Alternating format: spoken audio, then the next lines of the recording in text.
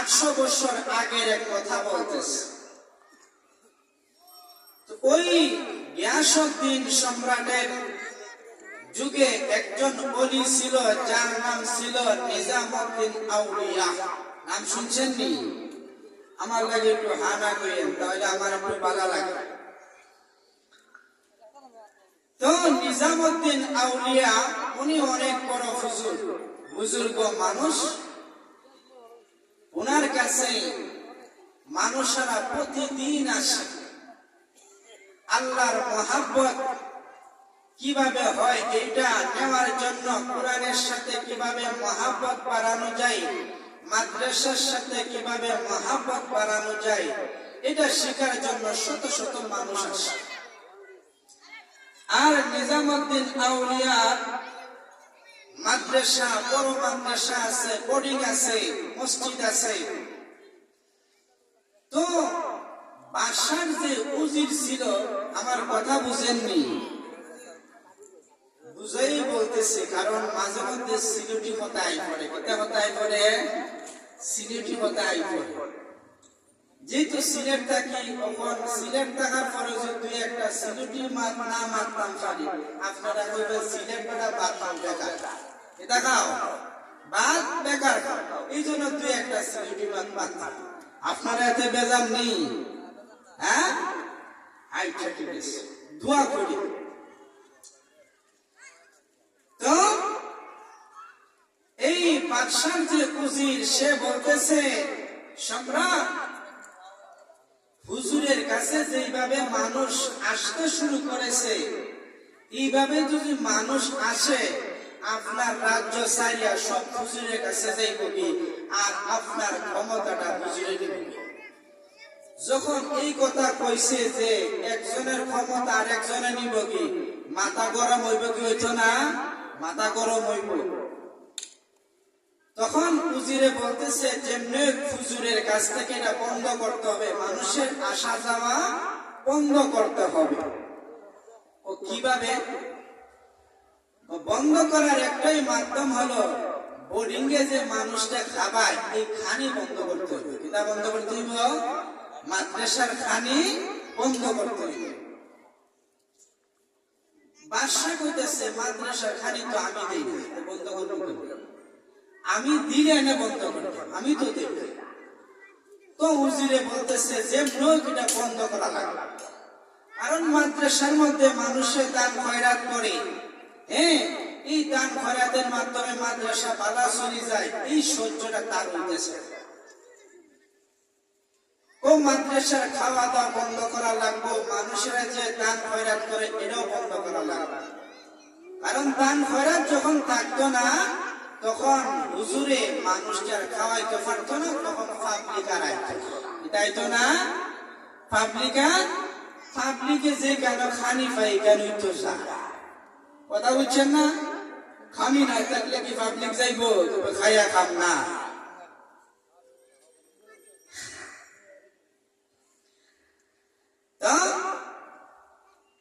এক সপ্তাহ লাগি বন্ধ করে দিছে, যে এই জায়গার মধ্যে যাতে কোনো মানুষ না আসে। গোয়েন্দা যা আছে সব লাগাইয়া দিছে, যাতে হুজুরের কাছে না আসে। এই সংবাদটা আবার নিজামউদ্দিন আউলিয়ার কাছে আসে, যে দিল্লির সম্রাট তো আপনার মাদ্রাসায় মানুষকে আসা যাওয়া বন্ধ করে দিছে। এটা ওনার কানে আসছে। তো বোর্ডিং যাইল, বোর্ডিং বুঝেননি? বোর্ডিং খাওয়া দাওয়ার জায়গা যেটা। আর আমরা যারা স্টুডেন্ট বালা করে বুঝি, বোর্ডিং খাই পেশাবি। তো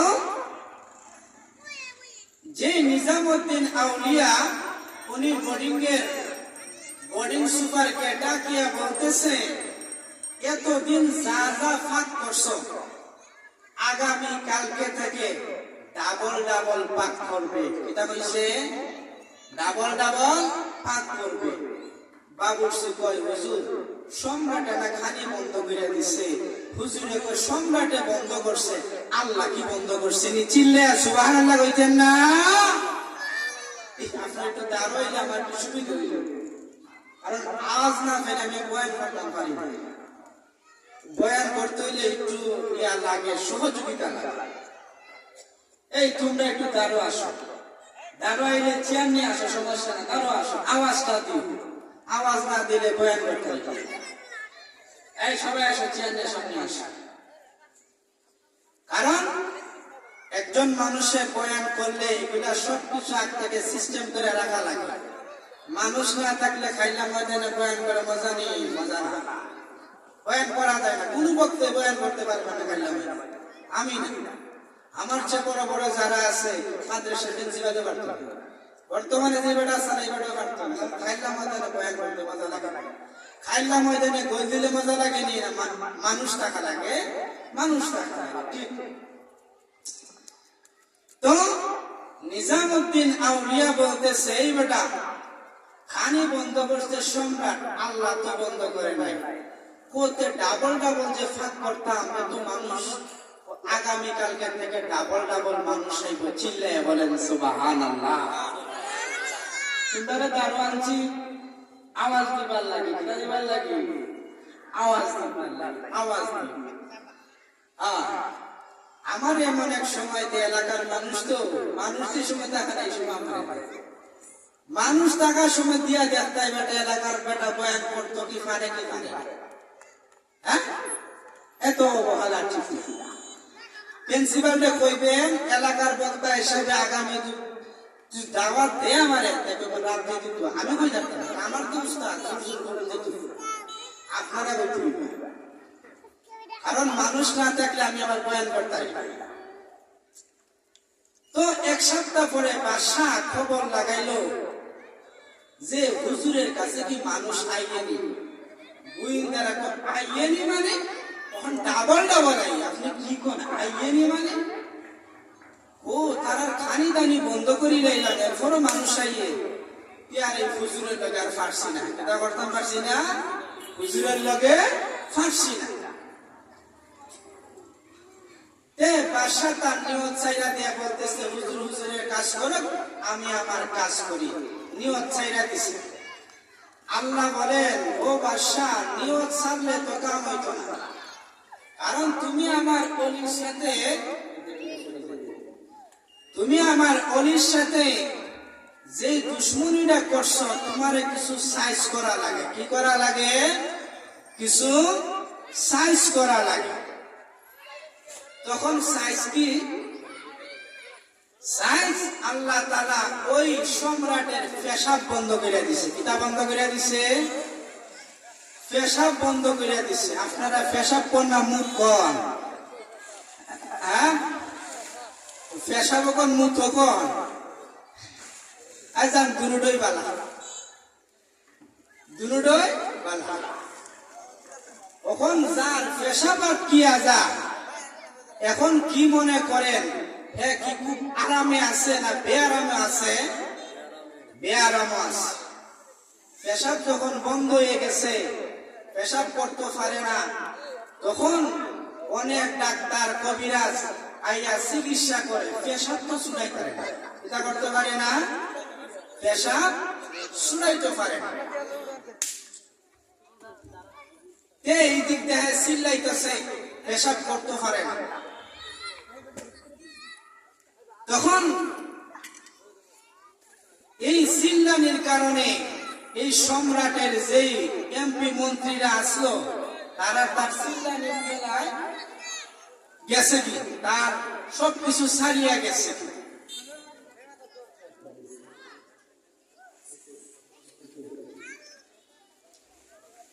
ফুয়া একজন লইয়া আইছে, আমার ফুয়া, এই বেটা আমার ওয়াজ করতে দেন না। বাড়িতে কইতেছে, আপু তোমার লাগে যাইবো, আজকে সিলেট থেকে আইছে, আমার বাবা যাইতে পারতেছে না। ওখান ফোনছে বলে তারে ধই আইছে। ফুয়া যদি ৮-১০টা থাকে, থাক ভাই, আমার একটা তো মায়া বেশি। কিতা মায়া বেশি। যাই হোক, তো লাস্ট পর্যায়ে এই সম্রাটের বউও গেছে কি, এই চিল্লানি খেলা। বউয়ে চিন্তা করছে, এই পাগলের কান্তার থাকলে আমিও পাগল হয়ে যাইব। কি হয়ে যাইব? পাগল হয়ে যাইব। পর্যায়ে সবাই যখন গেছে গিয়ে শুধু রয়েছে মা, কে রয়েছে? মা তো সন্তানকে ফালায় যাইতে পারে না। তো মা স্বপ্নে দেখছে যে নিজামুদ্দিন আউলিয়ার কাছে গেলে আমার ফুতের পেশাব ছুটবো, এটা করবো, ছুটবো। রাত্রের বেলা স্বপ্ন দেখছে, সকালবেলা সন্তানের কাছে আসিয়া বলতেছে, বাবা তোর তো কয়েকদিন ধরে পেশাব আটকিয়া রয়েছে, তুই চিল্লা চিল্লি করতেছ, তখন তোর পেশাব ছুটাইতে হইলে এই হুজুরের কাছে যাওয়া লাগবে। কোন হুজুরের কাছে? নিজামুদ্দিন আউলিয়ার কাছে যাওয়া লাগবে। এর লাগে আটটাকে একটা কথা কইলে কোন হুজুরের সাথে লাগবেন না। হুজুরটা সাদা সিধা না, আর ভিতরে মাল আছে, বুঝছেন? দুই ফুটা চোখের পানি ছাইরা দিব, আপনারা আটকাই দিন, তা বুঝিয়ে দেখবেন কোন হুজুরের সাথে লাগবেন না। এই দেখেন এই বেটা রাখছে, সম্রাটের পেশাব বন্ধ হয়ে গেছে। কি হয়ে গেছে? পেশাব বন্ধ হয়ে গেছে। তখন ছেলের কাছে গিয়ে বলতেছে, বাবা তখন কি হুজুরের কাছে যাইতাম নি তোর পেশাব ছুটাইবার লাগি? এর বেদনায়, পেটের বেদনায় বলতেছে, তাড়াতাড়ি যাও। কই যাও? তাড়াতাড়ি যাও। নিজামুদ্দিন আউলিয়ার কাছে আসছে ওই সম্রাটের মা। সময় তো শেষ হয়ে গেছে, আমি তো বয়ান শুরু করতেছি। আমার হুজুর দিয়ে আপনারা ধরবেন, আগামী বছর রাত্রে দেওয়ার লাগবে। এই সময় আমি সময় পাই না, বয়ান করা লাগে।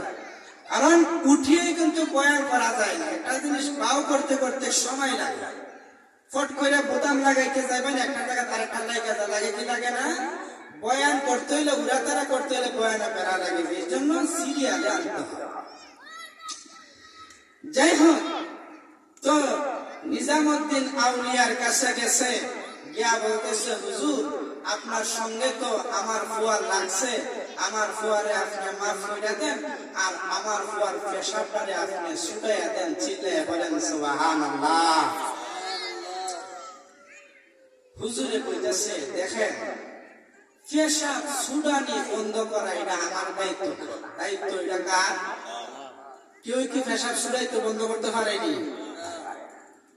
ও বাবা একটু দয়া করেন। ও দয়া করার মালিক আমি না, দয়া করার মালিক হইলে আল্লাহ। হ্যাঁ আল্লাহ। কত দোয়া করেন, এটা কি পারি? দোয়া করেন। দয়া যখন পারবেন না তাহলে দোয়া করেন। হুজুরে আমরা দয়া করতাম পারি না, তবে দোয়া করতাম পারি। কি করতাম পারি? দোয়া করতাম পারি। এমন সময় নিজামুদ্দিন আউলিয়া আল্লাহর কাছে দুই হাত বাড়াইলেন, ডাক দিয়া বলেন, হে প্রভু ওই সম্রাটের মা আমার কাছে এসেছে, মা দুঃখিনী আমার কাছে এসেছে। হে প্রভু ওই মায়ের খাতিরে মার সন্তানের পেশাবটারে ছুটাইয়া দাও। চিল্লায়া বলেন সুবহানাল্লাহ। এমন সময় আল্লাহ রাব্বুল আলামিন ডাক দিয়া বলে, ও বন্ধু আমি বন্ধুর কথা পালাইব না, যেহেতু তুমি আমার কাছে হাতটা তুলেছ, আমার কাছে দোয়া করেছ, আমি তোমার হাতটারে ফেরত দিব না। তবে একটা শর্ত আছে, আমি কিন্তু তোমার দোয়া কবুল করলাম। চিল্লায়া বলেন সুবহানাল্লাহ। আল্লাহ কি বলেন যে দোয়া কবুল করছি, ঠিক আছে, তবে একটা শর্ত লাগাইয়া দিছি। কি লাগাইয়া দিছি? শর্ত লাগাইয়া দিছি। এমন সময় দোয়া যখন শেষ, এরপরে ওই সম্রাটের মা বলতেছে, হুজুর আমার ফুয়ার পেশাব কি ছুটবনি? ও ছুটবো, তবে একটা শর্ত আছে। শর্ত কি? কারণ তোমার ফুয়া তো বর্তমানের প্রেসিডেন্ট, বাদশা। এই বাদশাহীর দায়িত্ব থেকে যদি সে বরখাস্ত হইয়া যায়, তাহলে তোমার ফুয়ার পেশাব ছুটবো। কি করব? ছুটবো। তখন প্রথম কিন্তু বলছিল যে নিজামুদ্দিন আউলিয়া বলছিল একটা শর্ত আছে, বেটি উঠা হয় বাবা একটা না 100টা শর্ত হইল আমি মানতে রাজি আছি। কয়টা? 100টা হইল মানতে রাজি আছে। তো নিজামুদ্দিন আউলিয়া বলতেছে 100টা লাগবে না, একটা মানলেই হইবে। কয়টা? একটা মানলেই হইবে।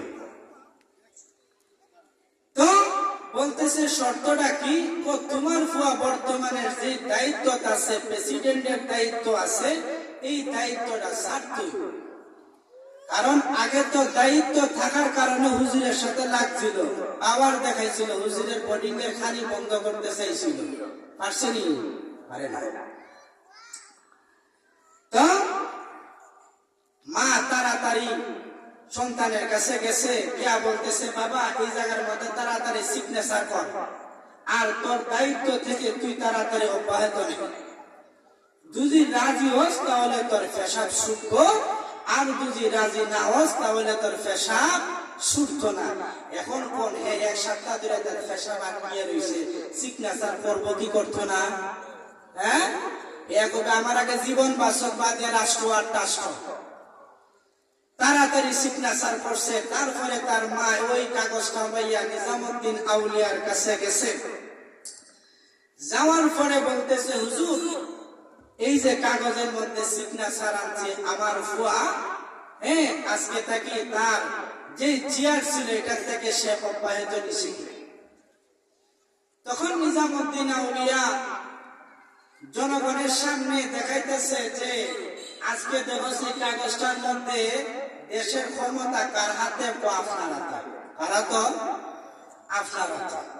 দেখছেন হুজুর হাতে দেশ কি মনে করছেন আপনারা? হ্যাঁ, কেউ তো নিয়োগ করে বলছিল 40 সাল পর্যন্ত থাকবো, 24 সালে গেছে। কথা বুঝেন না? 40 সালে নিয়োগ করছিল, নাওয়াই তুয়ান করে নিয়োগ করছিল, 24 সালে নিয়োগ শেষ হয়ে গেছে। যাই হোক, এইদিকে কথা বাড়াইতাম না, বাড়াইলে আমি মেন জায়গাতে যাইতাম পারতাছি না এখন। তো সকলের কাছে দেখাইতেছে যে কাগজের মধ্যে দায়িত্ব এখন কার হাতে? আপনার হাতে। এমন সময় কাগজটাকে ছিঁড়ছে। কিটা করছে? ছিঁড়ছে। সিরিয়া বালতির তলার মধ্যে রাখছে। কি রাখছে? এখন সম্রাটের মারে বলতেছে যে এখন বলো তো দায়িত্ব কোন জায়গায় গেছে? ও বালতির তলে। কোন জায়গায় গেছে? ও বালতির তলে গেছে। বালতির তলে গেছে। তখন এমন সময় হুজুর মানুষ তো মন নরম হয়ে যায়। কিতা হয়ে যায়? মন নরম হয়ে যায়। তখন বলতেছে আমি যে বালতিটারে দিছি আর কাগজটা যে বালতির তলার মধ্যে পড়ছে, গিয়া তোমার ফুতেরে কইবা মিশিংটারে জায়গা মতে ফিট করে পেশাব করতো, তার পেশাব আইব ইনশাআল্লাহ। আইব তার পেশাব। দুনিয়ার ইয়ার মধ্যে লাথি দেওয়া লাগছে, এটার মধ্যে দুনিয়ার রাজনীতির মধ্যে লাথি দেওয়া লাগছে। এই জন্য পাওয়ার থাকলে, ক্ষমতা থাকলে ক্ষমতা দেখাইবেন না, কারণ যে ক্ষমতা আল্লাহ দেয় এই ক্ষমতা আল্লাহ ছিনাইয়া লইয়া যায়। যাই হোক, এইদিকে একটা কথা বললাম, যেই তো মাদ্রাসা